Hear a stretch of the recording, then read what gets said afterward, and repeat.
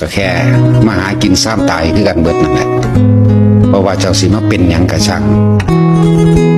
ทุกอาชีพก็แค่เป็นเครื่อง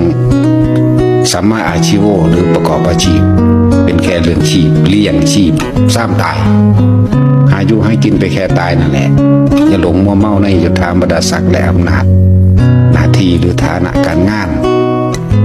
หลายๆอย่างบ่มีธรรมะบ่รู้ความเป็นจริงของทุกชีวิตคำว่าธรรมะนี่ก็คือทุกสิ่งทุกอย่างนั่นแหละในเรื่องกฎแห่งกรรมในเรื่องของทุกอย่างหาความจีรังยั่งยืนตั้งอยู่บ่ได้สุดท้ายก็แตกดับตายไป